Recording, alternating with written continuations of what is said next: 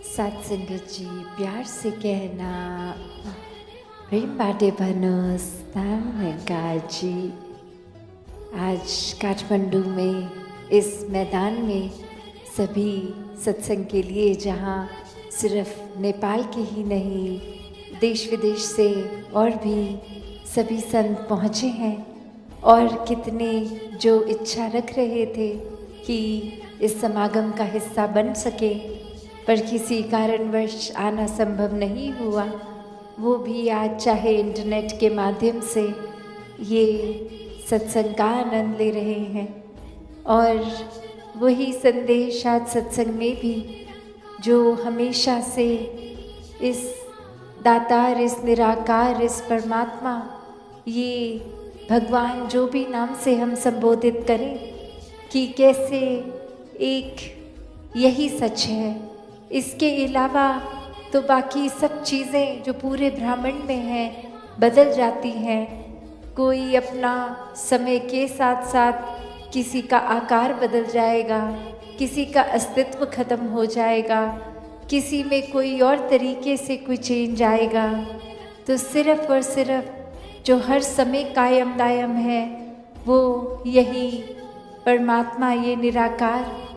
और इसी निराकार से जुड़ने के लिए ये भक्तों ने आज भी संदेश दिया, और यही संदेश युगों युगों से एक भक्तों ने दिया। किसी भी धर्म ग्रंथ को उठा के देखें, सभी में बात इसी परमात्मा की है कि कैसे एक इंसान का जो मूल एक स्वभाव है वो यही निराकार है। जैसे उदाहरण के तौर पे, जब कोई बच्चा पैदा होता है तो उसको कोई ओरिएंटेशन उस तरह नहीं होती, आसपास के वातावरण की कुछ समझ नहीं होती, कोई विचारधारणा नहीं होती, पर धीरे धीरे ये एक समाज से, स्कूल से इत्यादि जिसके संपर्क में आता है, वो कोई ना कोई एक विचारधारणा बन जाती है। जैसे पहले अगर कोई हम एग्जाम्पल देखें तो एक ट्रांसपेरेंट अगर ग्लास है कांच का, और उसके तो आर पार साफ दिख रहा है, पर वहीं किसी ने कोई पहले एक रंग का कपड़ा बांध दिया, फिर दूसरे, फिर तीसरे, और अंत में इतने सारे उस पे कपड़े बांध दिए गए कि उसका असली मूल ये ट्रांसपेरेंसी, ये आर पार दिखता था जैसे पहले, वो ख़त्म हो गया और अनेकों रंग चढ़ गए।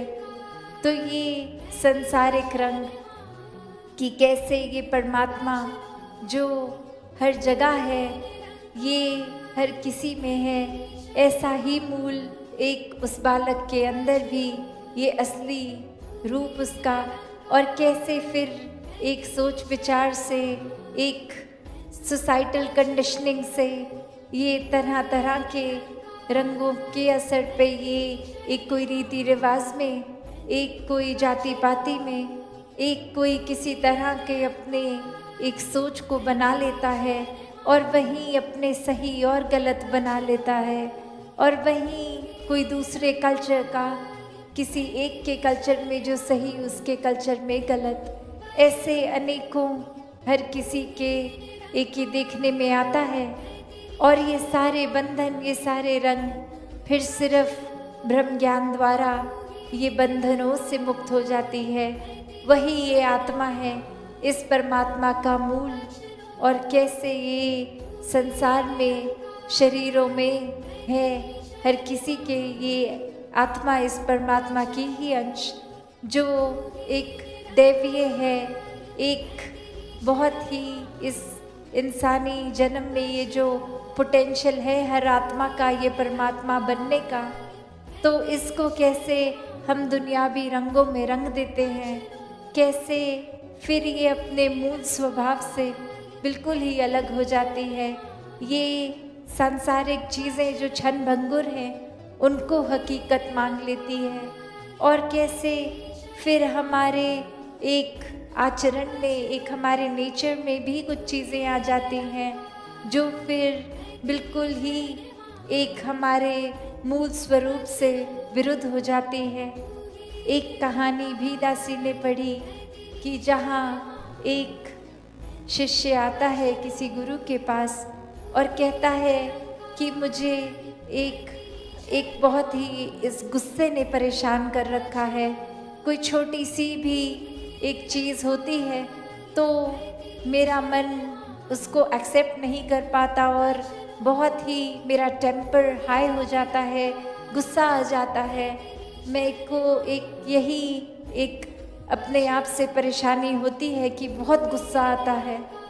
और वहीं वो गुरु आराम से उस शिष्य से बात करते हुए कहते हैं, अच्छा इस समय अभी के अभी गुस्सा होके दिखाओ कैसे आता है।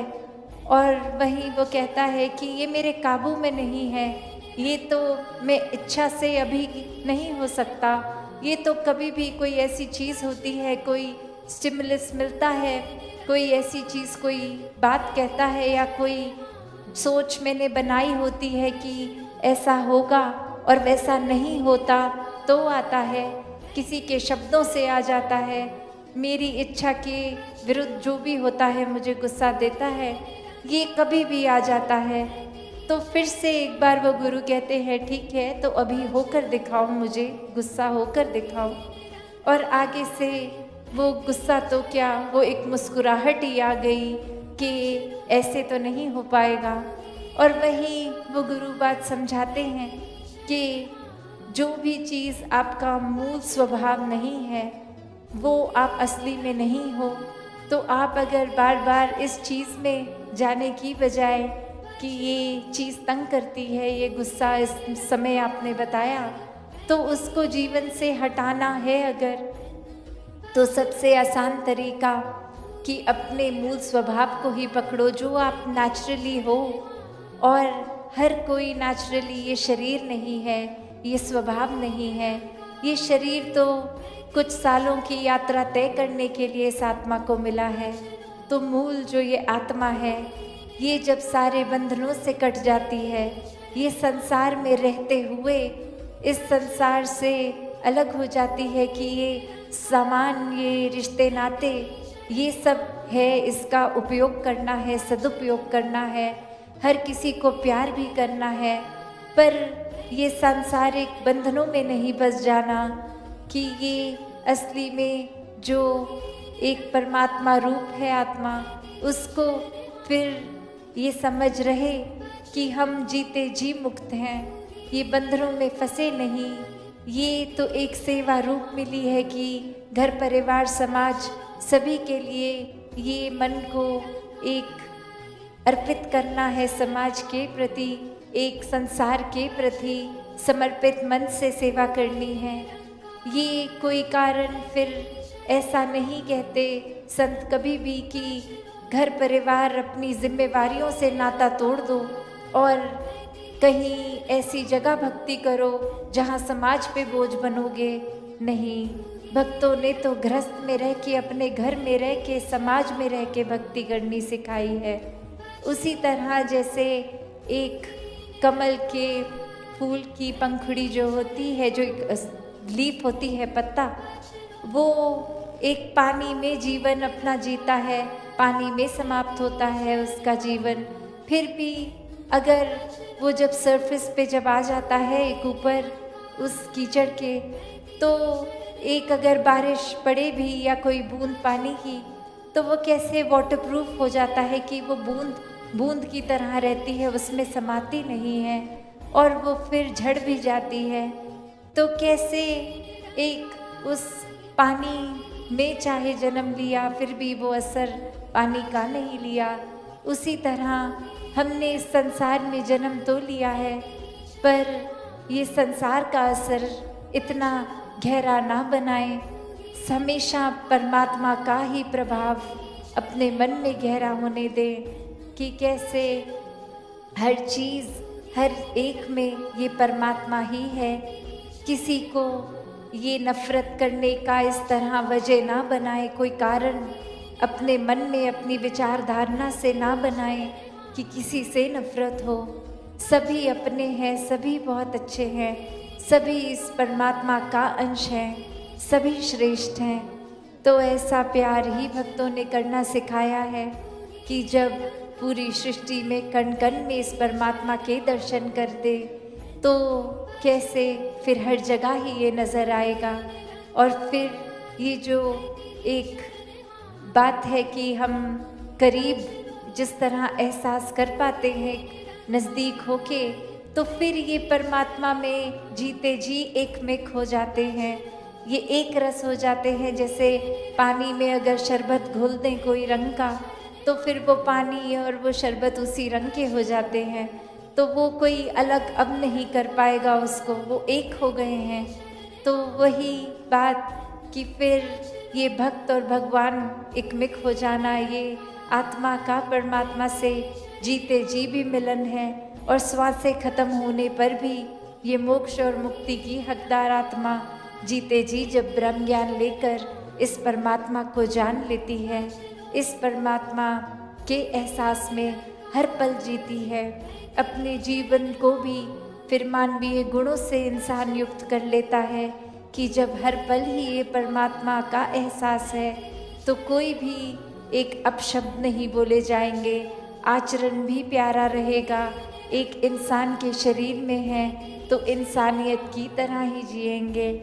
तो फिर ये परमात्मा ने इसको प्राप्त, ये भी आत्मा ने इस परमात्मा को प्राप्त कर लिया।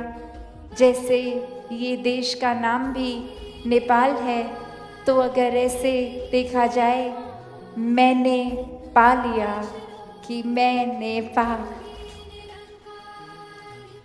कि ये आत्मा ने परमात्मा को पा लिया, कि ये बस एक हर जगह है। अब ये अपना ऐसा बन गया है कि ताउम्र ये जीवन भर यही है, हर समय, हर सोच में, हर ख्याल में, हर कदम में कोई भी फिर किसी को चोट पहुंचाने वाला काम होगा ही नहीं जब हर एक में इसके दर्शन होंगे। तो यही संतों ने हमेशा चेतन करते हुए इंसान को कहा है कि श्वासों का पता नहीं, कभी भी मौत आ जाएगी, तो जीते जी इस आत्मा का मिलन परमात्मा से कराओ। ये ब्रह्म ज्ञान से अपने जीवन को भी जहाँ एक बहुत ही सहजता से जी लोगे, वहीं जीवन खत्म होने पर ये सैल्वेशन, ये मुक्ति, ये भी प्राप्त हो जाएगी। ये परमात्मा ही, ये ईश्वर ही, ये निराकार ही, यही एक प्राइम फोकस हर एक की लाइफ का होना चाहिए कि इसी के ऊपर आधारित अपना जीवन रखेंगे तो जीवन के सारे कार्य बहुत ही आराम से गोइंग विद द फ्लो, ये एक बहुत ही सहज रूप में हो जाएंगे।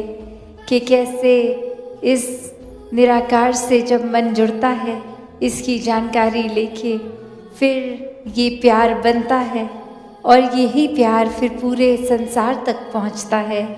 यही प्यार से युक्त इंसान जब होता है तो पूरे मानवीय गुणों को वो इंसान जीता है, सिर्फ दर्शाता सिर्फ एक ऊपरी एक्ट रूप में नहीं, एक अंदर से सब ह्यूमन वैल्यूज़ को इंसान जीता है। तो ऐसा ही जीवन भक्तों ने बताया कि हर किसी को जीना चाहिए और हर कोई कैपेबल भी है, एक युक्त भी है ऐसा जीवन जीने के लिए। सिर्फ इस निराकार, इस परमात्मा को जीवन में बसाकर ऐसा करने से स्वयं ही खुद ब खुद ऐसा जीवन बन जाता है। एक विनम्रता, ये पोलाइटनेस, एक नज़रिया ब्रॉड माइंडेड होके विशाल दिल हो जाता है, हर किसी को अपनाते हैं। ये जो एकत्व, ये वननेस की बात है कि ये जब एकत्व इस परमात्मा से हो गया तो बनाई इसकी सारी रचना से हो गया। फिर ये दुनिया चाहे कैसी भी अलग अलग दिखती हो, इंसानों के कल्चर्स, बैकग्राउंड, ये कुछ भी अलग फ़र्क जो हैं, ये दीवार का रूप नहीं लेते। ये एक इंसान का दिल दूसरे इंसान तक ऐसे भाव मन के पहुँचते हैं जैसे ये प्यार के पुल हों, एक ब्रिजेस हों, वर्ल्ड विदाउट वॉल्स है। तो कैसे ये भाव हर किसी के इस रूप में कि हर कोई अपना है, हर कोई एक पूरा संसार जो है, ये वासुदेव कुटुंबकम, ये एक पूरी संसार जो है हमारा परिवार है। और जब जहाँ परिवार की बात होती है, फैमिली की, तो एक दूसरे को प्यार भी करते हैं और एक्सेप्ट भी करते हैं कि नेचर, स्वभाव हर एक का अलग चाहे है, पर हर कोई अपना ही है। तो ये कुछ कह भी दे अगर कोई परिवार वाला, तो दिल पे वो बात नहीं ली जाती, वो फिर एक ओवरलुक कर दिया जाता है, एक फॉरगिव किया जाता है, एक दिल से फिर भी वो गलती के बावजूद उस इंसान से प्यार किया जाता है। और यही भाव हमें सिर्फ कोई लिमिटेड फैमिली एंड फ्रेंड्स के लिए नहीं रखना, ये पूरे संसार के लिए कि किसी ने कुछ कह भी दिया तो मन पे नहीं लेना। एक छोटी सी कहानी इसी उपलक्ष्य पे कि एक इंसान जहाँ जाता है, एक जगह पे वो बहुत ही अच्छा स्वॉर्ड फाइटिंग, एक तलवारबाजी जानता है, और वहाँ एक बहुत ही बुज़ुर्ग भी होते हैं जो ये हुनर रखते हैं कि ये तलवारबाजी उनको भी आती है। और अब वो एक मैच का समय फिक्स किया जाता है कि एक ये नौजवान और एक बुज़ुर्ग, और जो टेक्निक वो नौजवान रखता है वो ऐसी रखता है कि वो पहले वेट करता है कि ओपोनेंट जो उसके सामने हैं वो पहली मूव अपनी करें, और उसके बेस पे वो एनालाइज कर लेता है, वो देख लेता है कि क्या वीक पॉइंट है, और वहीं पे वो मैच उस तरह से वार करके ख़त्म कर देता है। इतना अच्छा वो हुनर रखता है। और वहाँ अब जब मैच शुरू हुआ तो वो बुज़ुर्ग व्यक्ति बहुत ही वाइज, बहुत विजडम, बहुत पेशेंस रख रहा है, वो आराम से उसके सामने बस खड़ा हुआ है और अपनी पहली मूव ही नहीं कर रहा। और यहाँ ये नौजवान वेट ही करते करते अपनी पेशेंस खो रहा है, क्योंकि उसकी पूरी स्ट्रैटेजी ही उस पे बेस थी कि सामने वाला जो करेगा तो मैं उसको उस हिसाब से टैकल करूँगा, वैसा ही भिड़ूँगा।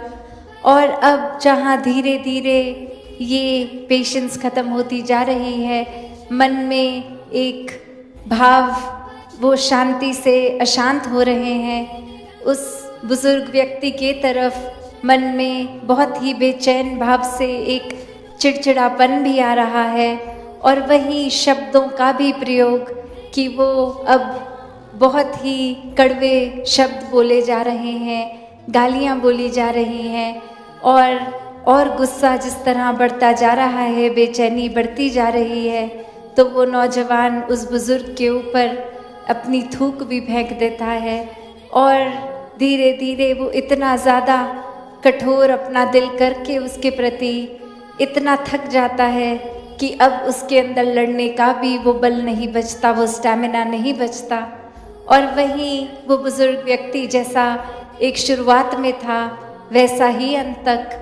और यहाँ ये नौजवान अब पूरी तरह एक धैर्य खो बैठता है और चला जाता है उस मैच के वेन्यू से, और उस बुज़ुर्ग के चेहरे पे कोई फ़र्क ही नहीं, चाहे इतना बुरा उसके साथ हो भी गया। और अब एक मैच रूप में वो बुज़ुर्ग को बिना लड़े भी चाहे एक जीता घोषित कर दिया, एक विजेता हो गया वो। तो उसके बाद उससे जब पूछा जाता है कि वो व्यक्ति तो आपको इतना बुरा बोल रहा था, आपके साथ इतना एक खराब कर्म कर रहा था, मन के भाव आपके लिए इतने खराब रख रहा था, तो भी आपके चेहरे के एक्सप्रेशंस तक, आपके हाव भाव भी नहीं बदले, और ये इतना सुनने के बाद भी आपने रिएक्ट नहीं किया। तो वो व्यक्ति समझाता है कि उस इंसान के पास अगर तोहफे ही गलत भाषा के थे, एक गलत भाव के थे, एक गलत सोच के थे, और सामने से मैंने बस वो तोहफ़ा कबूल नहीं किया, एक अपनाया नहीं वो गिफ्ट उसका, तो कैसे फिर वो मेरे पास तो आया नहीं वो उसका दिया गया तोहफ़ा, तो वो वापस उसी के पास ही चला गया। तो जब मुझे कुछ हुआ ही नहीं उसकी बातों का असर, तो रिएक्शन किस बात का। एक मैंने उल्टा जवाब क्यों ही देना था, जब उसकी बातों को मैंने अपनाया नहीं, दिल पे नहीं लिया, सोच में नहीं बसाया। तो बात इतनी सी ही है कि हम सब भी अपने जीवन में अगर देखें तो किस तरह ये संसार में अगर लगता है कि कोई व्यक्ति कुछ बोल गया जो हमें ठीक नहीं लगा, अगर हम उतना ही उसको वापस सुना देंगे, उतना ही अपनी भी ज़ुबान को दूषित कर लेंगे, कड़वी कर लेंगे कि उसने बुरा बोला है, आगे से हमें भी बुरा बोलना है, तो इस बात का कोई अंत ही नहीं है। और सुकून तो दूर की बात, सिर्फ बेचैनी ही मन में भरी रहेगी। एक अपने आप को उस इंसान से सुपीरियर इस्टेब्लिश करने की ही कोशिश रह जाएगी। और कभी भी जहाँ संसार में एक हमें किसी का दिल जीतना होता है तो वो एक बुरे शब्दों से नहीं, वो प्यार से ही जीता जाता है। और इसलिए नहीं प्यार करना हर एक से कि एक अच्छा इम्प्रेशन बनेगा, दूसरे व्यक्ति कोई बहुत एक अप्रिशिएट करेंगे, एक शाबाशी देंगे ऐसे आचरण की वजह से। पर हर एक से प्यार करना है, हर एक को अपनाना है, इसलिए क्योंकि ये परमात्मा ही प्यार है। और जब इस परमात्मा से जुड़ गए, इससे प्यार कर बैठे, तो हम स्वयं ही प्यार बन गए। और फिर जो चीज़ जिसके हिस्से है वो वही चीज़ आगे बांट सकता है। तो जब प्यार हम खुद हैं तो आगे से चाहे कोई कैसा भी हमसे एक व्यवहार रखे, हमें अपना बेसिक नेचर ये प्यार को अपनाना है और वही हर एक को देना है। किसी की कोई अगर उस समय ऐसी मानसिक स्थिति है भी, एक माइंडसेट अगर है भी, सामने से हमारा सिर्फ प्यार देना ही उसको भी बदल देता है, एक असर उस पे भी पॉजिटिव आता है। तो हर किसी ने जहाँ एक, चाहे वो परिवार हो, दोस्त हों, अजनबी हों, स्ट्रेंजर्स हों, हर एक को अपनाना है। अपनाना इसलिए नहीं कि ये कोई अच्छी चीज़ कर देंगे, कोई अच्छा कर्म कर देंगे, पर इसलिए क्योंकि ये परमात्मा का वास हमारे अंदर है।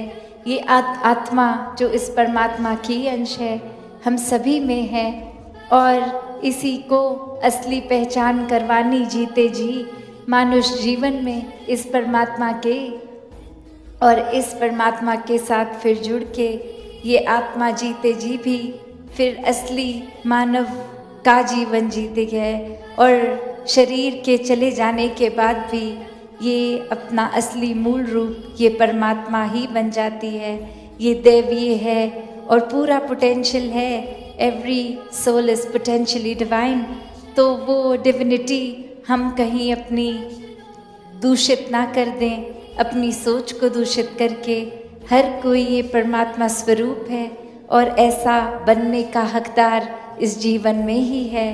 तो जीते जी ये समय को वेस्ट ना किया जाए, समय बर्बाद ना किया जाए, पर हर समय इस परमात्मा से दिल का लगाव लगाकर, इसके एहसास में रहकर अपने जीवन को और मधुर और प्यार से भरा बनाकर हर किसी से जीते जाएं। सत्संगत जी, धन निरंकार जी। सत्संगत जी, प्रेम से कहना, सिंसियर विद लव।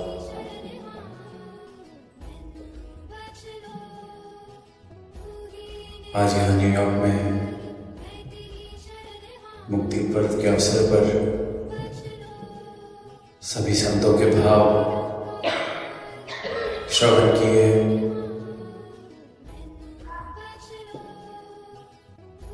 हर किसी ने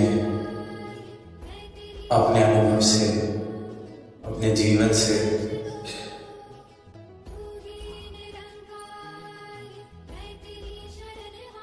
बात को जोड़ते हुए यही कहा, यही कारण है मेरी सभी उलझनों का। और सद्गुरु जब जीवन में आते हैं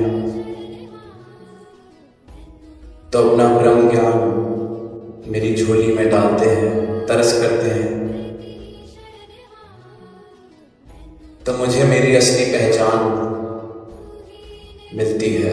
अपनी असली पहचान से मैं वाकिफ होता हूँ। और जैसे कि वो असली पहचान, मेरा मूल मुझे मिल जाता है, उससे मैं रूबरू हो जाता हूँ।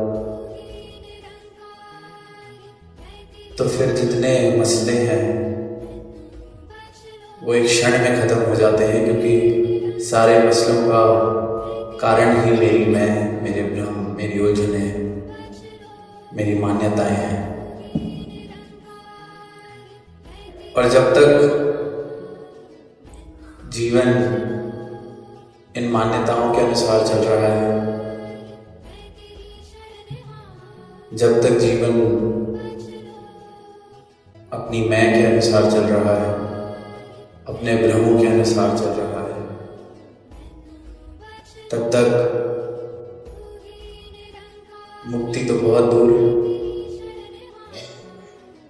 मैं किसी को 2 पल प्रेम के, बेगर्ज प्रेम के देने के लायक भी नहीं बन पाता। इस मैं के कारण जीवन में इस प्रकार से अंधकार आ जाता है, ऐसी अवस्था मेरी बन जाती है कि प्रेम तो बहुत दूर की बात है। मैं जाने अनजाने न जाने कितने दिल दुखाता हूँ, कितनी बार मेरे बोल किसी को ठेस पहुंचा जाते हैं, कितनी बार मेरा कोई कर्म, मेरी सोच दूसरे को प्रेम या कंफर्ट तो बहुत दूर पर इस तरह पीड़ा पहुंचा देती है कि मैं उससे वाकिफ ही नहीं रह पाता। ऐसे अंधकार में मैं अपनी मैं के फंस जाता हूँ कि मुझे लगता है मैं तो बिल्कुल ठीक चल रहा हूँ, पर जहाँ जहाँ मैं जाता हूँ वहाँ वहाँ खुशी नहीं बल्कि पीड़ा, आंसू, दिल दुखाना, ये एक आम सी बात उस जगह की बन जाती है। और इंसान ऐसे अंधकार में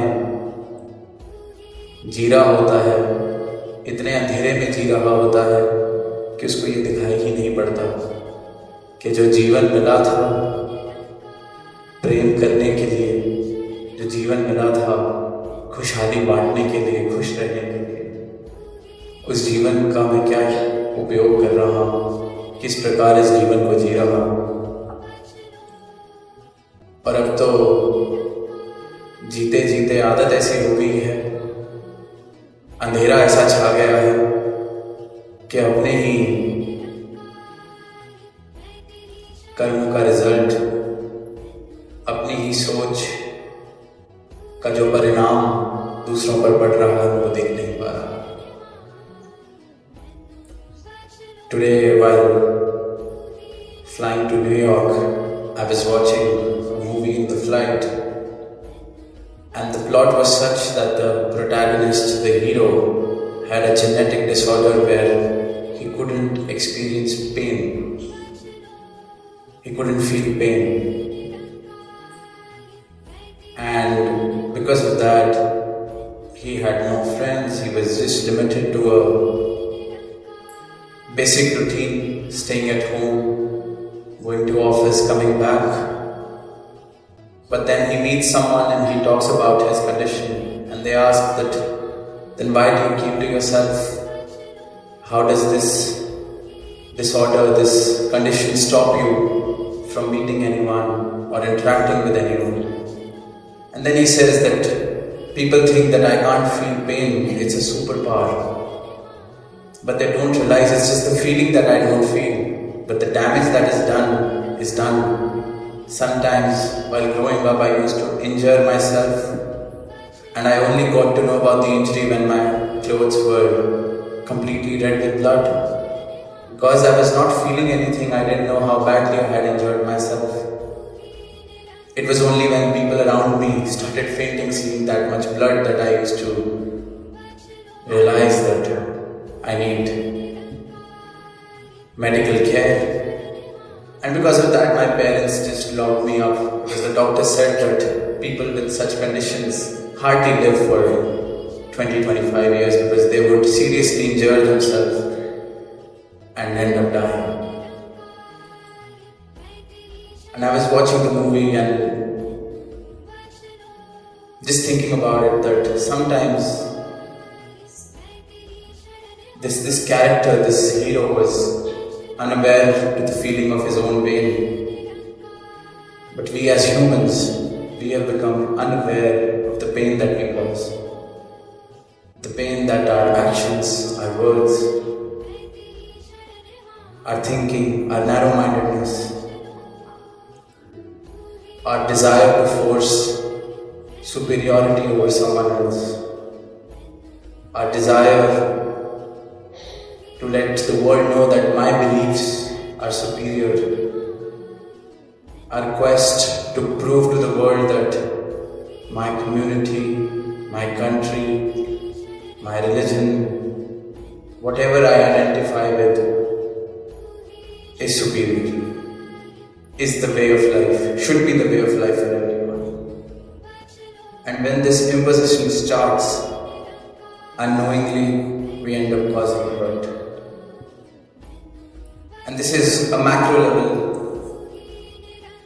statement that people try to force their beliefs on someone, as communities, as religious organizations, as whatever you want to call them. But let's just narrow it down to our daily lives. A father would impose his belief systems on his son. A father would impose his unrealized dreams on his children. A parent would impose his or her expectations, what a good life is, on the children. And there, in so many ways, in so many platforms we get to read, or the movies that we see, or the content that we are consuming, that how everyone is now being sensitized to the fact that just by imposing our thoughts, we are distancing people. Our very own family, my own son, my own daughter, my own brother, my own sister. Just because I'm imposing, unknowingly I'm hurting them in a way where the relationship reaches a point of no repair, of no return. So that character just made me think that how big a tragedy is this, that man can't even understand and see what pain, what tragedy this man has become for humanity. We often read and recite the statement that God made man in his own image. But the image that is turning out to be isn't very inspiring, isn't very hopeful. We see how much progress as a community, as a society we have made, as a world we have made, as species we have made. But unfortunately, the walls, the narrow-mindedness seems to be more prominent than ever.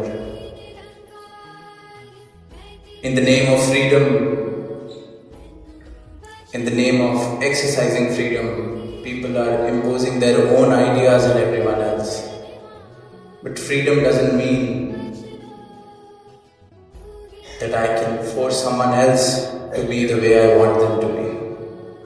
Freedom gives me the right to live my life the way I wish to. Freedom gives me the right to do whatever I wish to do with my life, to practice my faith, to study what I want, to travel the globe. But freedom does not mean that while practicing and living my own life, I get the right to hurt someone else or restrict someone else's freedom. I cannot go on saying that I am a free citizen, a global citizen, so I can do whatever comes to my mind. I can, as long as I'm not causing any troubles for anyone else.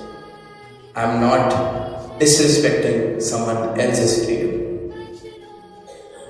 And this one little thing, this one little realization, if everyone can just realize this and start living with this realization, with a conscious effort that in my quest to live freely, I don't have to disrespect or demean someone else's freedom.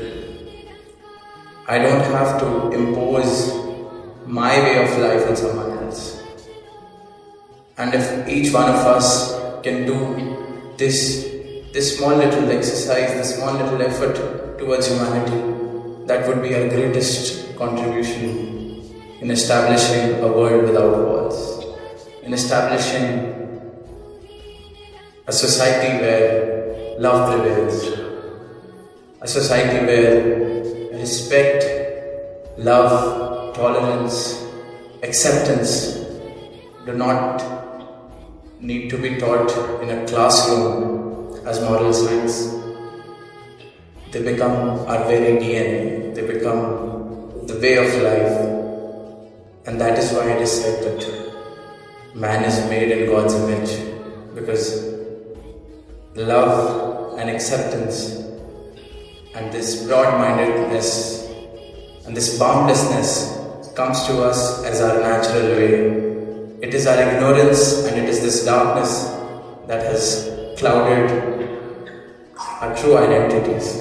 And that is why we have reached this tragic place where everyone is trying to be free, but as a society, as a whole, we are all imprisoned by this very misinterpreted version of freedom. This very misguided idea of freedom has imprisoned our society. And may we all just wake up to this realization that freedom does not mean I get the right to exploit someone else, hurt someone else, or impose my life or ideas on someone else, or judge.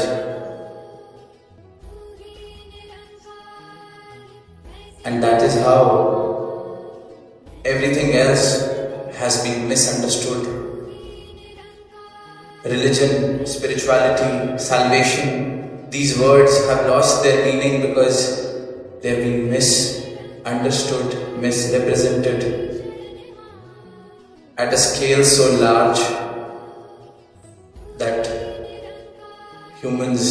as humans we feel that we are better off away from such concepts, because the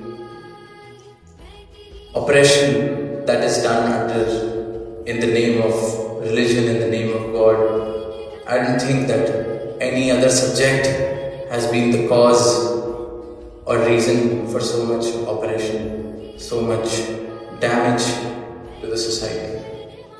And the biggest lie or the biggest misunderstanding about spirituality or religion is that it is an investment. People talk about God, worship God, people practice faith as an investment, as an act that will someday pay me good returns. It is not done for the love of God. It is not done to experience bliss. It is done as an investment. But have you ever wondered that when we drink water, is it an investment? That someday when I feel thirsty, my thirst will be quenched because I've had water 2 weeks before. When I'm thirsty and I have water, my thirst is quenched in that very moment. It is not an investment for the future, it is not a promise of the future. And devotion, faith, God, bhakti is also not a promise of future. When I eat food, I feel full that very moment. I can't store up food in my body. Some species can, some animals can. But still, it's not a future promise when I have my food. Similarly, when I'm in devotion with this God, in love with this God, the bliss that I experience, the salvation that I experience is in this moment. And if this one thing can be understood, if this one truth can be realized,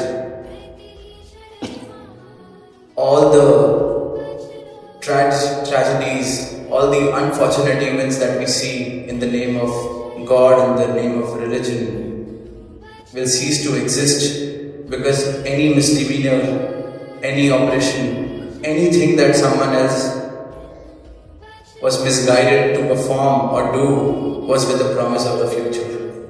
That you do this in the name of God and you will attain heaven. You do this in the name of God and you shall attain whatever your heart desires. And we see to what levels has humanity stooped down to in the name of God, in the name of religion. And that is the biggest, no matter how progressive in terms of our technologies we have become, but we have come far, far away from our true identities, from our true selves. And this is the moment where we can reflect and wake up to the idea, wake up to the truth of my true existence, of what really am I, who really am I.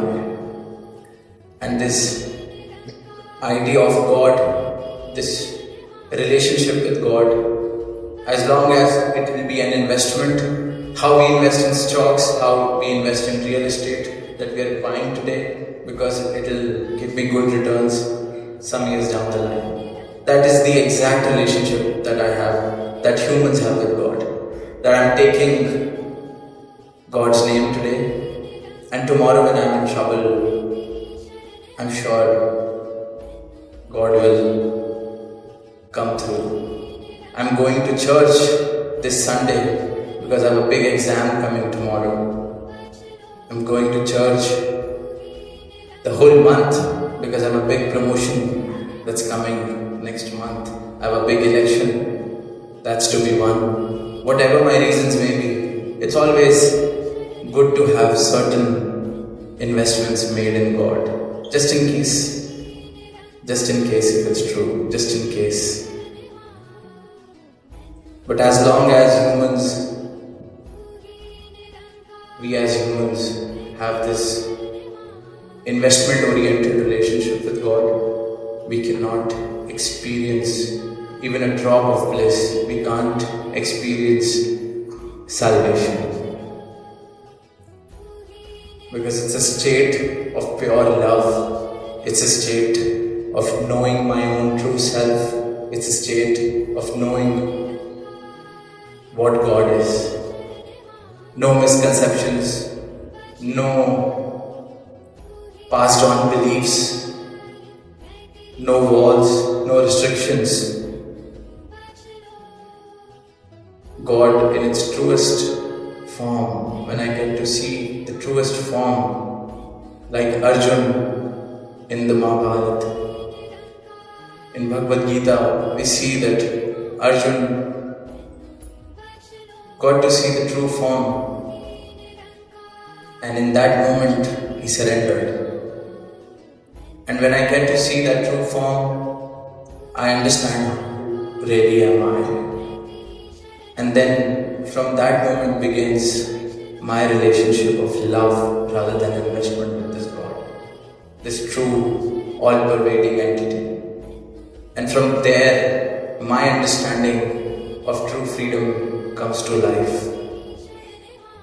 The darkness, the ignorance that I was living in, where I was so full of myself that I couldn't even realize the pain that I'm causing to anyone around me, I start waking up to that pain. I start realizing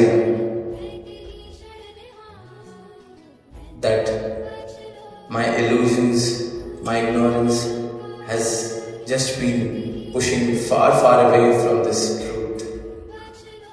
And today I would just like to say that the very moment we can wake up to this truth. Often in India, we get to hear from saints that the day I received this God knowledge, the day I received this truth from my Sadguru, was the day I was born. That was my true birthday. That's a common expression we get to hear. Because once this truth is realized, I feel that the days, the years gone by without that truth, I can't call them as life. I can't call them as if I was truly living. My true life begins now. My true life begins with this understanding, with this boundless identity that my Sadguru has bestowed upon me. And that is, in true sense, what salvation is. मुक्ति इस एहसास का, इस बोध का नाम है, जहाँ ये समझ आ जाता है कि मैं नहीं और मेरा अस्तित्व जो है वो मेरे सद्गुरु के ब्रह्म ज्ञान द्वारा मुझे मिल जाता है। शहंशाह जी के समय की एक कहानी सुनने को मिलती है, बचपन से ही संतों में सुनी, कि कैसे एक राजा अपने रथ पे जा रहा था और एक बुजुर्ग आदमी कमजोर सा उसकी प्रजा का बहुत भारी सामान उठाकर चल रहा था। शरीर इतना कमजोर के लगा कि पता नहीं खाना भी पिछली बार कब खाया, पर इतना भारी सामान सर पे उठाया हुआ है। राजा को तरस आता है और कहता है, आजा इस रथ पे बैठ जा। अब बहुत बार शर्मिंदा होकर मना करने के बाद वो बुजुर्ग बैठ जाता है और राजा उसको देख रहा है। रथ चल पड़ा है, राजा उसको देखे जा रहा है। 5 मिनट, 10 मिनट। अब 10 मिनट से वो बुजुर्ग कमजोर सा व्यक्ति रथ पे तो बैठ गया, पर अपने भारी सामान को अभी तक खुद उठाए बैठा हुआ है। सर से वो बोझ उतारा नहीं और राजा को लगा चलो 5 मिनट, 10 मिनट शायद रख देंगे अपने हिसाब से। पर 15 मिनट के बाद राजा से भी नहीं रहा गया। उन्होंने कहा कि ये इतनी खाली जगह पड़ी है रथ पे, कहीं भी रख दो इस सामान को, क्यों उठाया हुआ? आगे से कहता है, राजन ये क्या कम है जो आपने मुझे रथ पे बिठा लिया? मेरे जैसे इंसान को, मेरे जैसे गरीब को आपने अपने रथ पे बिठा लिया। अब आपकी तौहीन कैसे करूं? ये सामान भी इस रथ पर रख के ये मुझे ही उठाने दीजिए। सद्गुरु ब्रह्म ज्ञान देके मुझे इस निरंकार रूपी रथ पे बिठा देता है। ये अस्तित्व है, ये चला रहा है और मैं फिर भी अपनी मैं को सर पे ढोए रखता हूं। मेरी चिंताएं, मेरी उम्मीदें, मेरी चाहतें, मेरी हसरतें, बोझ उठा उठा के इंसान आदी हो गया है बोझ उठाने का। सुनते हैं 84 लाख योनियां कि आत्मा शरीर समझ बैठी है, अंधकार में है। इंसान भी अंधकार में ही है, क्योंकि 84 लाख योनियों के बाद ये शरीर मिला है। तो लगता है ये सब चिंताएं अगर नहीं करूंगा तो जीवन कैसे जी रहा हूं, ये बोझ नहीं उठाऊंगा तो जीवन कैसे जी रहा हूं। ये बोझ रथ पर रख देना मुक्ति है, समर्पण पूरी तरह से कर देना मुक्ति है। यही हर युग में, हर रूप में सद्गुरु ने आवाज दी है, वरदान दिया है। शहंशाह जी कि हम उदाहरण ना जाने कितने ऐसे उदाहरण और संगति हमने सुने। अवतार बानी लगभग हर सत्संग में उसमें से कोई ना कोई शब्द या तो उसको गाया जाता है या कोई उसकी बात की जाती है। राजमाता जी ने जी के दिखाया, सिखाया क्या है भक्ति। माता सुरेंद्र जी ने भक्ति और फिर सदगुरु रूप में आकर सारी संभाल की, बताया कि किस प्रकार से समर्पित होना है, किस प्रकार से समर्पण करना है। और समर्पण अगर कर लिया तो मुक्ति है, जिसने समर्पण नहीं किया वो मुक्ति से बहुत दूर है। और यही देखते हैं कि इंसान फंसा हुआ है तो अपनी उलझनों में, बोझ है तो अपनी उलझनों का, बोझ है तो अपनी मैं का। वो मुझसे ठीक से बात नहीं करता, उस बात का भी बोझ मैं ही ले लेता हूं। मेरा सत्कार नहीं करता, उस बात का भी बोझ मैं ले लेता हूं। इतने बोझ उठा लिए और फिर सदगुरु अपना ब्रह्म ज्ञान देते हैं, मुझे मेरी पहचान बताते हैं, कहते हैं तेरा असली रूप तो ये है, इस रूप का क्या कोई बोझ, इस रूप का क्या कोई सत्कार करेगा, इस रूप को कोई कैसे वडियाई देगा या घाटा देगा, इस रूप का कोई क्या नफा करेगा, इस रूप का कोई क्या नुकसान करेगा। पर जब तक इस रूप का एहसास है तब तक मैं मुक्त हूं। पर इंसान आदी है अपने भ्रमों से, अपनी भटकन से समर्पित नहीं हो पाते हैं। इस बात से वाकिफ रूबरू तो हो जाते हैं पर इस एहसास में नहीं रह पाते। फिर कोई ना कोई मैं उठा लेते हैं, फिर कोई ना कोई बात उठा लेते हैं। और जहां अपनी पूरी हस्ती को छोड़ दिया तो वहां फिर ये परमात्मा का मैं अंश, बूंद सागर में जब मिल गई तो फिर कौन बताए कि बूंद कौन सी सागर कौन। ये मुक्ति है, बूंद का सागर में मिल जाना मुक्ति है। और यही मुक्ति बख्शने, झोली में डालने से बुलवाते हैं। पर अगर मुक्ति से वंचित मैं हूं तो सिर्फ और सिर्फ अपने कारण, क्योंकि अपनी मैं को मैं समर्पित नहीं कर पा रहा। एक छोटी सी कहानी और याद आ रही है, दास वो कह के वाणी को विराम देगा कि एक बार एक शिष्य अपने गुरु के पास जाता है, एक बहुत बड़ी बोरी लेके, उसमें 1000 सोने की अशर्फियां उनको भेंट करने अपने गुरु के पास जाता है, नमस्कार करने। उसको लगता है कि इतनी तो शायद किसी ने कभी भेंट नहीं की हो।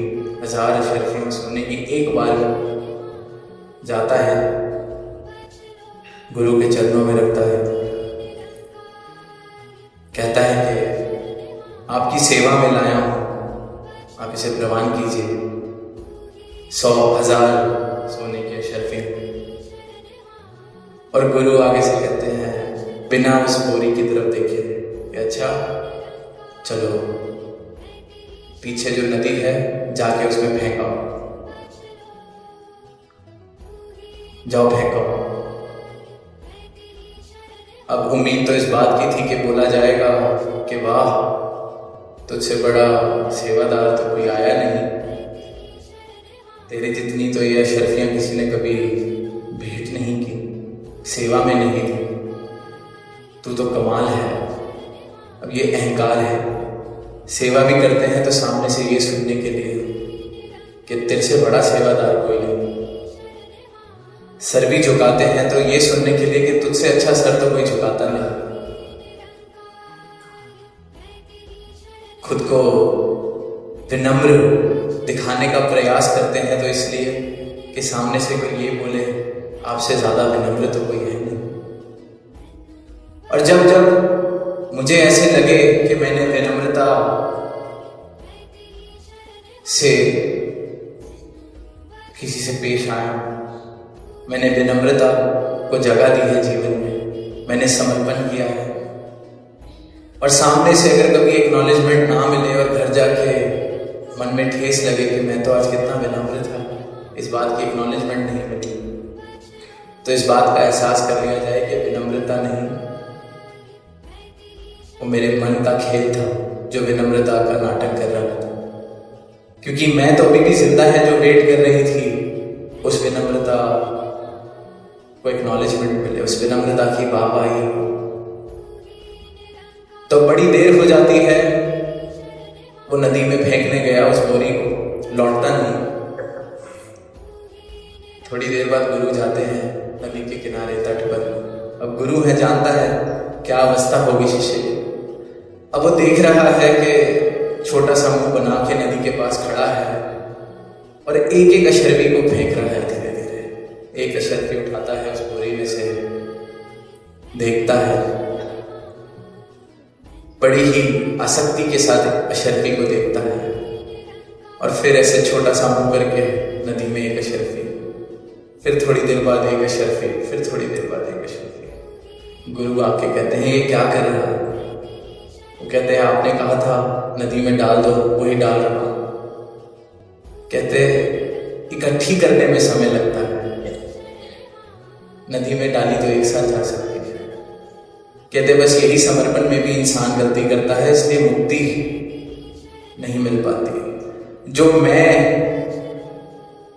मेरी मैं है, सारी उम्र मैं बटोरता हूँ इस मैं को इकट्ठा करने में। जैसे वो 1000 अशर्फियाँ इकट्ठी की गई होंगी, 5 साल 10 साल लगा के उस इंसान ने जोड़ी होगी कि किसी दिन भेंट करूँगा। मैं भी स्कूल जाता हूँ, पढ़ाई करता हूँ, नौकरी करता हूँ, कुछ बन जाता हूँ, धीरे धीरे मेरी मैं इकट्ठी करता हूँ उस 1000 अशर्फियों की तरह।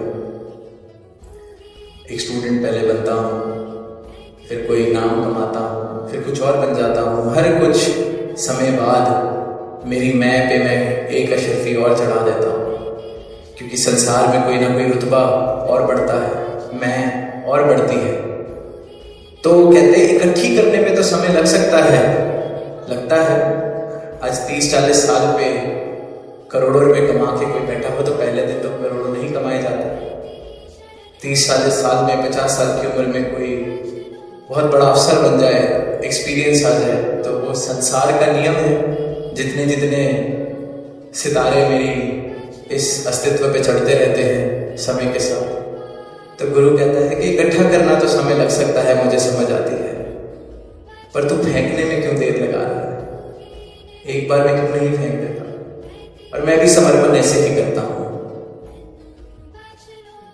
चलो कम से कम मैंने ये चीज तो सुधारी, कम से कम मैंने ये चीज तो सुधारी, कम से कम मैं अच्छा तो बोलना शुरू किया। एक बार में समर्पण इंसान नहीं कर पाता, एक बार में वो सोने के अशर्फी की बोरी नहीं फेंकी जाती। इसलिए मुक्ति में बाधा अगर कोई है तो मैं हूँ। सदगुरु अपना ब्रह्म ज्ञान देते हैं, मुझे इस निरंकार के दर्शन कराते हैं, मुझे मेरा अस्तित्व बताते हैं, मुझे मेरे रूप से, मेरे असल रूप से, मूल रूप से मिला देते हैं और कह देते हैं फेंक दे अब इसमें सब कुछ और इसके साथ एक में खो जा। पर मैं फेंक नहीं पाता, मैं अपनी मैं को फेंक नहीं पाता। उसी इंसान की तरह जो वो एक एक अशर्फी उस 1000 अशर्फी में से उठा रहा है, देख रहा है, मुंह छोटा कर रहा है और फिर मजबूरी में फेंक रहा है। पर ये श्वासें जब तक हैं तब तक अवसर है इस मैं को छोड़ने का। बाद में तो बातें ही रह जाती हैं। थ्योरी तो सबको आती है पर प्रैक्टिकल करना बड़ा मुश्किल है। तभी बार बार कहा गया है कि भक्ति दास कई बार कहता है बिल्कुल बहुत सरल है, very simple but probably the most difficult thing to do.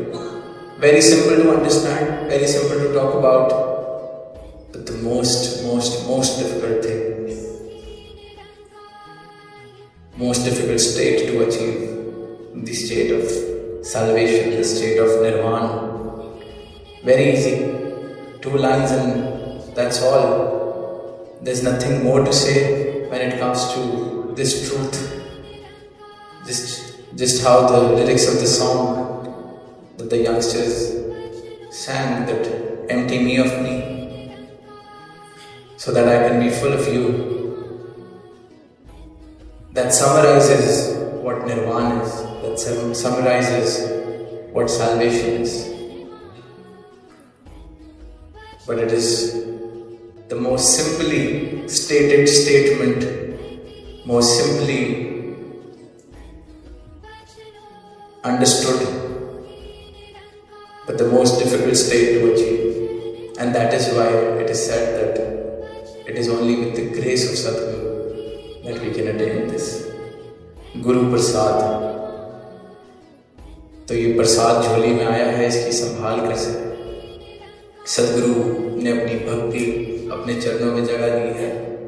हम उठकर अपना नुकसान ना कर बैठे, अपनी मैं जो इकट्ठी करी जैसी भी थी, इन्होंने नदी में फेंकने के लिए कह दिया तो उसी क्षण फेंक दे।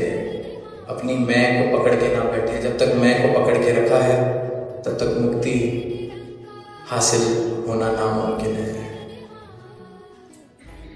तो यही अरदास आज मुक्ति पर्व पे दास ने दिल्ली में भी, कल्लोलिंगम में भी, आज भी, कि ये मुक्ति, ये जिक्र का विषय न रह जाए, ये बातों का विषय न रह जाए। बातें तो बहुत की जा रही हैं, बहुत अच्छे से की जा रही हैं, ऐसे ऐसे की जा रही हैं कि बातों से ही मंत्रमुग्ध हो जाया जाए,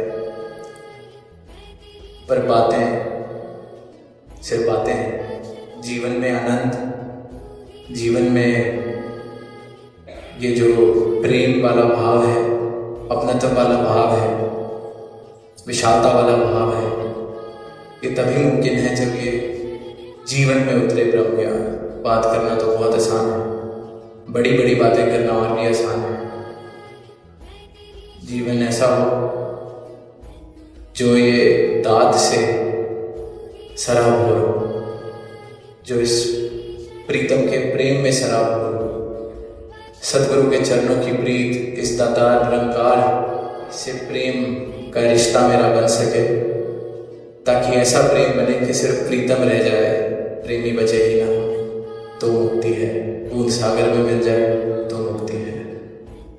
तो दातार से यही अरदास कि सबकी तोड़ निभे। राजमाता जी जो पंक्तियाँ पढ़ते थे निरंतर 2 दिन से दास कह रहा है, तो आज भी उन्हीं पंक्तियों से कि पानी भरण बनहारिया रंगा रंग घड़े, भरे औसदा जानिए जिसदा तोड़ चढ़े। तो सबकी तोड़ सदगुरु से निभे, सदगुरु के चरणों में तोड़ निभे, प्रीत निभे। प्रीत मिली है तो बरकरार रहे, बनी रहे, और धीरे धीरे चाहे एक एक अक्षर भी करके ही मैं फेंकूं, अपनी मैं, अपनी इस बोरी को मैं खाली कर सकूं, ताकि मैं मुक्त हो सकूं। प्रेम से कहना।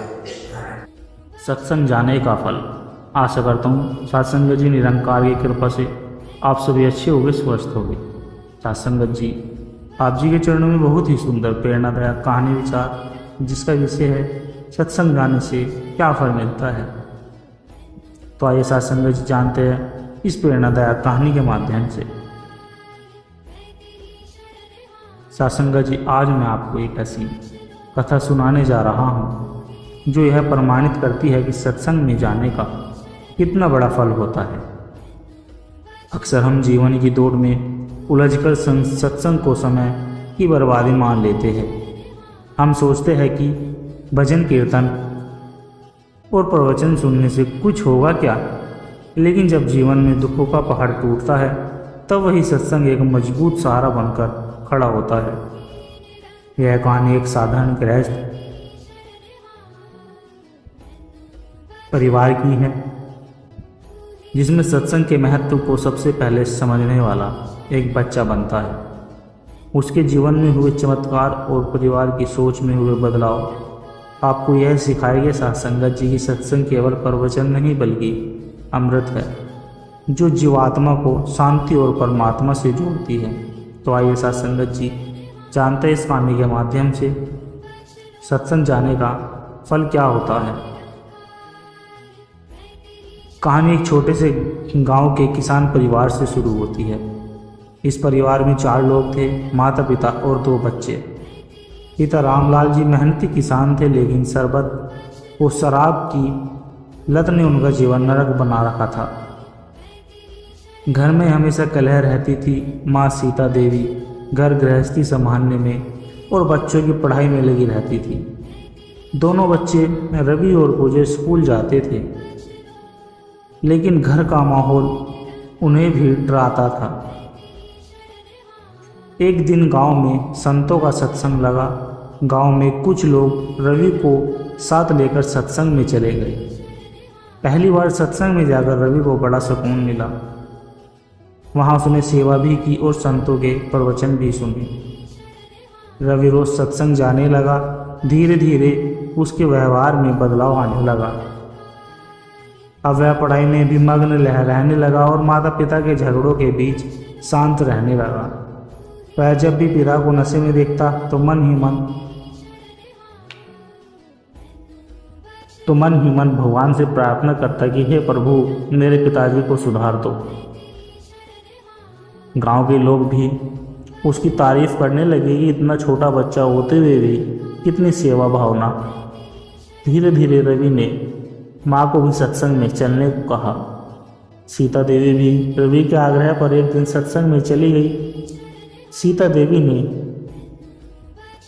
जब संतों के वचन सुने तो उनके दिल में भी विश्वास जागा कि परिवार की समस्याओं का हल केवल प्रभु ही है। उन्होंने घर आकर रोज भजन करना शुरू कर दिया। अब घर में एक कोना हमेशा साफ रहता जहां दिया जलता और भगवान का स्मरण होता। रवि और माँ मिलकर सेवा करते, सत्संग में जाते और गांव में भी लोगों को सत्संग के लिए प्रेरित करते। रामलाल जी को यह सब पसंद नहीं था। वे कहते, ये सब पाखंड है, खेत में मेहनत करो, यही असली पूजा है। लेकिन एक दिन रामलाल बीमार पड़ गया। डॉक्टरों ने कहा इसका लंबा इलाज चलेगा और पैसे भी बहुत लगेंगे। घर में पैसे नहीं थे। सीता देवी ने यह बात सत्संग में जाकर संतों को बताई। संतों ने सबको प्रेरित किया कि हम सेवा करेंगे और भगवान से प्रार्थना करेंगे। गांव के सत्संगी लोगों ने चंदा इकट्ठा कर इलाज में मदद की। धीरे धीरे रामलाल जी की तबीयत सुधरने लगी। इस सेवा और प्रेम को देखकर रामलाल जी को महसूस हुआ कि सच्चे लोग तो यही है। अब उन्होंने सत्संग में विश्वास होने लगा। रामलाल जी ने शराब छोड़ दी और परिवार में जाने लगे। परिवार को सत्संग में लेकर जाने लगे। अब पूरा परिवार मिलकर सेवा करता, गांव में भजन संध्या करवाता और दूसरे गांव में भी सत्संग की प्रेरणा देता। जो लोग कभी शराब और झगड़ों के लिए बदनाम थे, अब सत्संग की वजह से शांति और भाईचारे के लिए जाने लगे। रवि ने गांव में कई बच्चों को सत्संग से जोड़ा और पढ़ाई में भी मदद की। आज वही रवि बड़ा होकर गांव का सम्मानित व्यक्ति बना। उसने अपने गांव में एक सत्संग भवन बनवाया। वह कहता है अगर मैं सत्संग न गया होता तो शायद आज मेरा परिवार टूट चुका होता। सत्संग ने हमें जोड़ा, जीना सिखाया और परमात्मा से जोड़ा। तो सत्संगत जी ही सत्संग जाने का असली फल है। मन की शांति, परिवार में सुख और परमात्मा से मिलन। जीवन में चाहे कितनी भी परेशानियां आए, सत्संग में आने वाला कभी अकेला नहीं रहता। उसे हर समस्या में भगवान का सहारा मिल जाता है। सत्संग केवल सुनने की चीज नहीं, यह जीने की कला सिखाता है। परिवार में प्रेम और एकता लाता है। सेवा और सहयोग की भावना जगाता है। आत्मा को परमात्मा से जोड़ता है। सत्संगत जी शहर में राजन मेहता नामक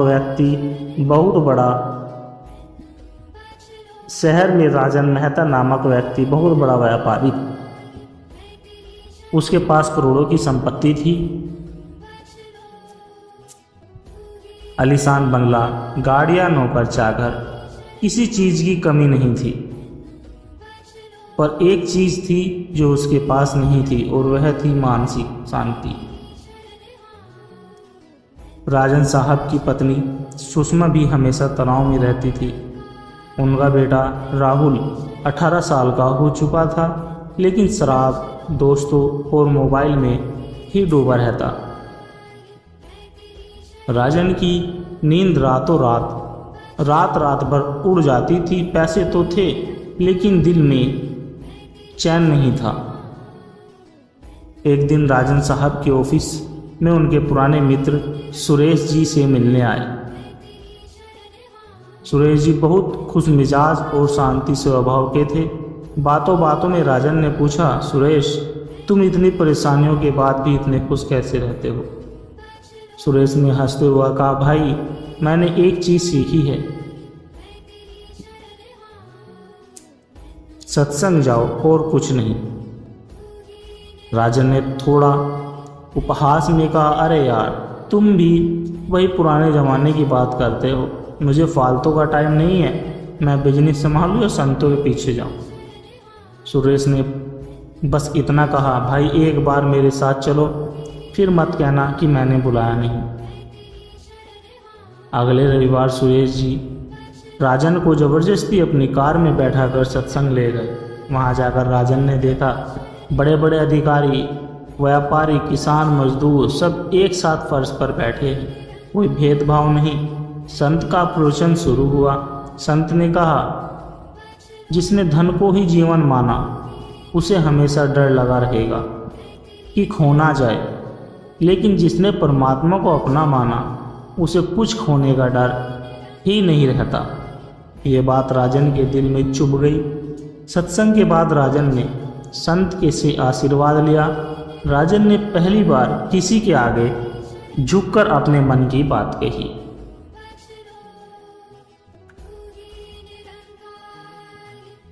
गुरुजी, मेरे घर में सुख है पर मन में चैन नहीं है। संत ने मुस्कुराकर कहा, सत्संग में आते रहो, मन का रोग भी ठीक हो जाएगा। अब राजन हर रविवार सुरेश के साथ सत्संग जाने लगा। धीरे धीरे उसके चेहरे पर मुस्कान लौटने लगी। ऑफिस में वो पहले से शांत रहने लगा। परिवार वालों को भी ये बदलाव साफ देखने को मिला।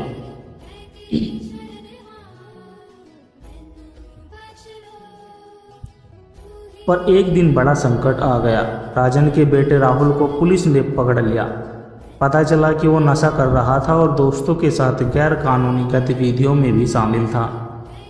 राजन और सुषमा टूट गए। समाज में बदनामी भी होने लगी। राजन ने अगले ही दिन सत्संग में जाकर संत के चरणों में गिरकर कहा, गुरुजी, मेरा बेटा बर्बाद हो गया, अब क्या होगा?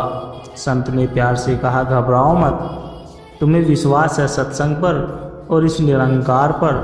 राजन ने आंसू पोंछते हुए कहा, अब तो यही सहारा है गुरुजी। संत ने राजन को सलाह दी, राहुल को एक बार नशा मुक्ति केंद्र ले आओ और खुद रोज सेवा करो, सत्संग सुनो और बेटे के लिए प्रार्थना करो।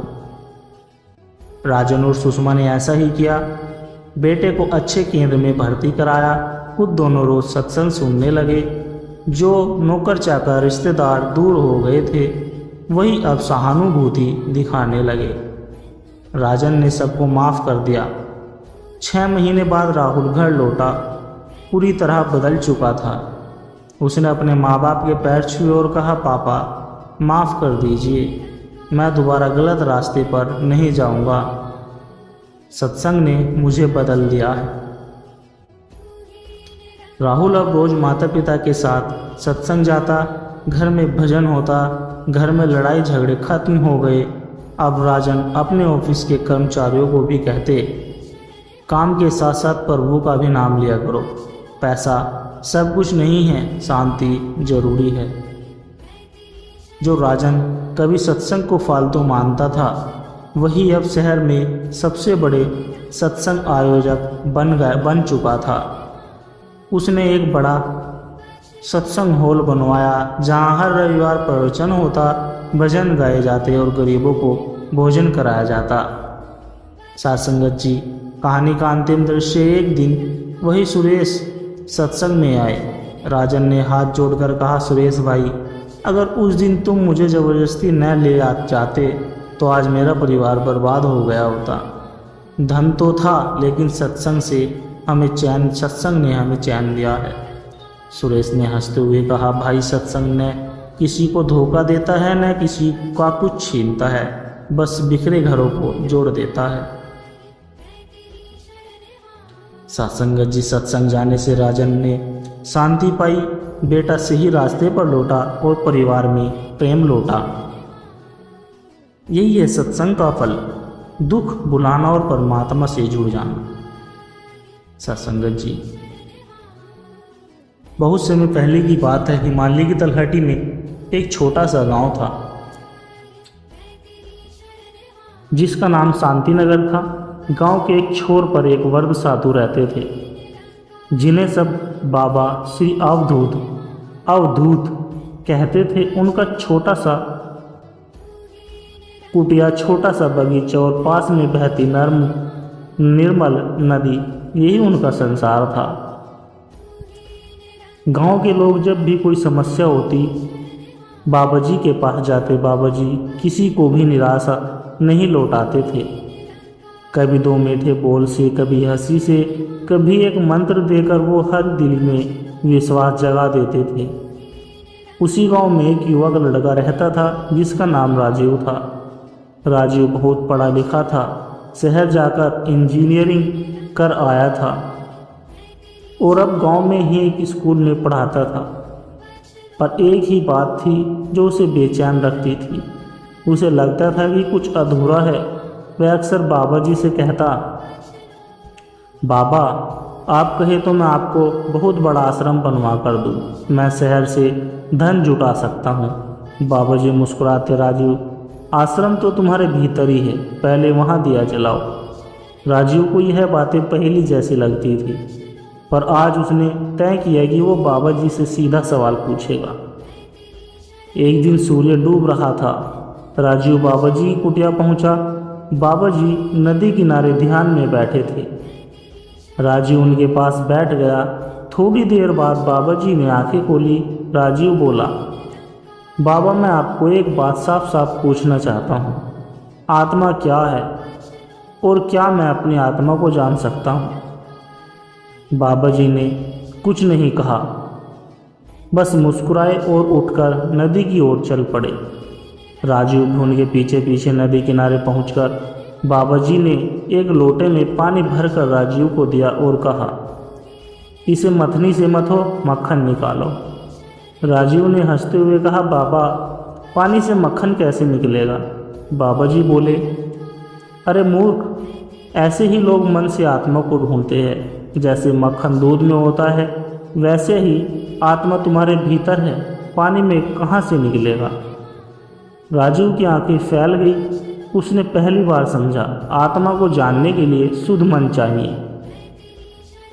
अब बाबा जी ने राजीव को साधना सिखाई। पहला नियम मौन। राजीव को 7 दिन तक मौन रहकर अपने विचारों को देखना था। दूसरा नियम सत्य, कभी झूठ न बोलना, सत्य में ही आत्मा झलकती है। तीसरा नियम साक्षी भाव, हर भावना को देखना, गुस्सा, डर, मोह सब देखना, न दबाना, न बह जाना। राजीव ने यह साधना शुरू की। पहले 3 दिन उसे बेचैनी हुई। पुराने विचार उसे परेशान करते, लेकिन बाबा जी का आदेश याद आता, मन में हल चलाओ, जैसे किसान खेत जोतता है। बीज नहीं बोओगे तो आत्मा का अंकुर कैसे फूटेगा? 7 दिन बाद एक रात राजीव अकेला नदी किनारे बैठा था। चांदनी बिखरी थी, लहरों की आवाज़ मन को थपकियाँ दे रही थी। राजीव का मन एकदम शांत हो गया। अचानक उसे भीतर से आवाज़ आई, तू वही है जिसे तू बाहर ढूंढता फिरता है। राजीव के रोंगटे खड़े हो गए। उसे लगा जैसे भीतर कोई दीपक जल उठा हो। आंसू बहने लगे, डर के नहीं आनंद के। वह भागता हुआ बाबा जी के पास गया और बोला, बाबा आज कुछ घंटा हुआ है, मैंने खुद को देखा, पर वो मैं नहीं था, वो मैं भी था, मैं भी नहीं था। बाबा जी हंसने लगे, बस अब तू समझ गया, आत्मा को शब्दों से नहीं अनुभव से ही पाया जाता है। तेरे भीतर ही तेरे भगवान बैठे हैं, अगर तुझे कहीं बाहर जाने की ज़रूरत नहीं है। राजीव अब पहले जैसा नहीं रहा। गांव के बच्चे उसे बहुत प्यार करने लगे। स्कूल में पढ़ाते पढ़ाते वह उन्हें ध्यान कराना भी सिखाता था। जो लोग आपस में लड़ते थे, राजीव उन्हें प्रेम से जोड़ देता था। धीरे धीरे पूरा गांव बदलने लगा। गांव के लोग कहते, हमारे गांव में अवतार आया है। राजीव बस हंसकर कहता, अवतार कोई बाहर नहीं, तुम सबके भीतर है, बस उसे पहचान लो। एक दिन बाबा जी ने राजीव को बुलाया और कहा, अब तू सबको वही दीपक बांट, मैं अब जा रहा हूँ। राजीव ने बाबा जी के चरणों में सिर रखा। बाबा जी ने आशीर्वाद दिया और कहा, तेरा जीवन अब सत्संग ही होगा, आत्मा का सत्संग। कुछ ही दिनों में बाबा जी ने देह त्याग दिया। राजीव ने उनकी झोपड़ी को साधना केंद्र बना दिया। दूर दूर से लोग वहां आने लगे। कोई धन लेने वाला नहीं, कोई बड़ा मठ नहीं, बस शांति और आत्मा की तलाश। जो आत्मा को ढूंढता है वो मंदिर मस्जिद नहीं ढूंढता। जो भीतर दीपक जलाता है उसके लिए सारा संसार मंदिर हो जाता है।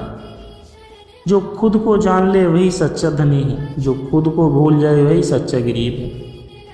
सत्संगत जी दास के द्वारा कहे गए प्रेरणादायक कहानी विचार यदि आप जी को अच्छे लगे हो तो वीडियो को लाइक करें, शेयर करें और कमेंट बॉक्स में धन निरंकार जी जरूर लिख दें और दास को आशीर्वाद दे कि हर रोज़ मैं आप जी के चरणों में ऐसी प्रेरणादायक कहानी विचार लेकर आता रहूं। और सत्संगत जी दास की प्यार भरी विनती आप जी के चरणों में दास के चैनल सोना इंस्पायर विचार को सब्सक्राइब जरूर कर ले। सत्संगत जी प्यार से कहना, धन निरंकार जी।